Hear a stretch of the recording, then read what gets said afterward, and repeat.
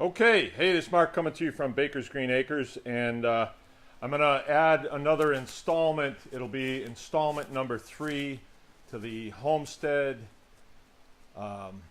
milk cow series. It's what I'm doing.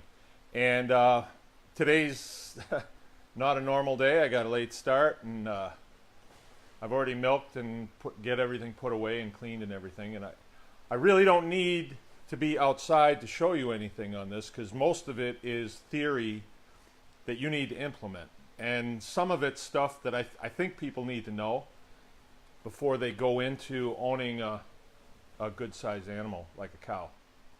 So without further ado, I did it in blue, you know, to signify water, right? And I couldn't find the black one either. But, okay. Now, when you are going to milk a cow, the cow is sort of like the cauldron, and you throw in feed, you throw in water, you throw in sunshine, you throw in all these ingredients, and out of that you're going to get milk, and you're going to get, you know, a healthy animal that walks through life with you, and you're in a partnership with that animal, and you know, it's kind of a mutual thing. So who can say what is the most important ingredient? Who can really say, right? I don't provide air for my cow. I don't do that. You know, it's not like I take her out of the vacuum and put her outside so she can get something to breathe. I don't do that. But that's really important, and if she didn't have that, it wouldn't be too long before she was toast. Feed. I do provide her with feed. I mean, if I locked her up someplace and she couldn't get anything to eat, she'd start chewing at the fence and stuff, but eventually it would affect her adversely. Same with water. I can keep her from water. I can chain her up. I can keep her in a pen, not get any water, and it'll adversely affect her. Not as quick as if I deprive her of air, but pretty darn quick. Pretty darn quick. Her milk production will drop off noticeably if she goes a day without drinking. And that should not happen. That should not happen. You should set this up so that that is something that happens, you know, and you have a system, and you have a backup to the system, which would be redundancy. In homesteading, well, in my class of homesteading, I talk about redundancy a lot because I'm out of the airplane business, and we always have a system to back up the system. It's called redundancy, or belt and suspenders. I'm not wearing my suspenders today because this belt has never failed me. Plus, it's gotten a little tight on my pants, so that holds it up even without a belt. The belt is really a backup to just my weight gain. All right, so you want to have a system, and in my case, this is just what I do. I have a big tank right up there where I milk Rose, right in my little milking area. I don't call it a milk parlor because it's really not. It's just an area where I milk her, and I have a stanchion, a head stanchion I can put her in. And I have one of those UBC totes. I cut them off about 3/4 of the way up for cows, and they will hold water just fine. They might not look really trendy. Like, I don't want to bring a lot of my high-class friends, I don't bring them in there. But it works really well, and I didn't pay anything for it. And that's a smart way to go, too, I think. You know, put function over form, right? If it works, does it matter so much if it's not really pretty? I don't think it does. All right, so my system is right where I'm milking her.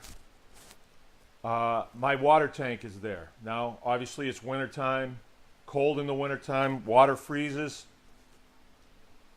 What is this? It says bring them on camera. I don't know what that means. Bring the cow on camera? What am I missing here? All right, I'm just going to ignore it. So in order to keep that ice free in the wintertime, I have to put a heater in there. and I use an electric heater. There's a lot of different ways, but I weigh it out, and I believe that I would rather have an electric heater in my barn than an open flame heater in my barn. And I have the water inside because it's a little bit warmer in there than it is outside, and it's less likely to freeze inside. And I'm there every day, so I can inspect the heater, I can inspect the cord going to it and all that stuff. So I minimize the safety hazard there. Okay? Now, is that my only source of water? No, it isn't. The water that I use in the wintertime is actually coming out of my main well. And it's a very good well. You know, it's pretty modern, and it pumps a lot of water, and it's sort of the centerpiece of this property as far as the facilities go. You have to have water. We need it for us, and we need it for all the livestock. We really need it. And then, of course, we need it for the butcher shop, too. So a good well is a good idea. But I have 2 other wells, too. They're older ones that were here when we got here. They work fine, but they're not quite as deep, and there's some pollution because of industrial agriculture. So we had to go a little deeper to get away from that. I also have a hand pump that if all my electricity goes down and all my generators went kaput, I could go out there and I could get water out of the ground with a hand pump. All right, I've got redundancy built in. Okay, so my system, that's my system in the wintertime. In the summertime, I have several bodies of water on this place that we have intentionally pooled, and I put them adjacent to paddocks where I'm going to be putting my my livestock. So there's always water there. And you might say to me, but there's frogs in that water. Cows can't drink from that water. Let me get into that in a minute. My next thing is going to be type of water. Okay, well, I've got well water. I don't have any fluorinated water here. Some of you might if you're close to town. I don't know about that. I really can't speak to that. Maybe it'll make your cows docile, more docile. So maybe it'd be a good thing. But I can't believe that it wouldn't get passed on into the milk. So just off the top of my head, I would think it's probably too clean, probably too purified. Well water, there's a lot in it, a lot of mineral in it. Is it bad? I don't think so. I think the mineral's there for a reason. How about pond water? You know, sometimes the pond water is kind of warm and it's kind of brackish, but the cows sure like it. They go right after it. The best water for my garden is water out of the warm pond, the warm frog pond, because it's got a ton of stuff in it, microbiology that just is right at home in the dirt in my garden, right?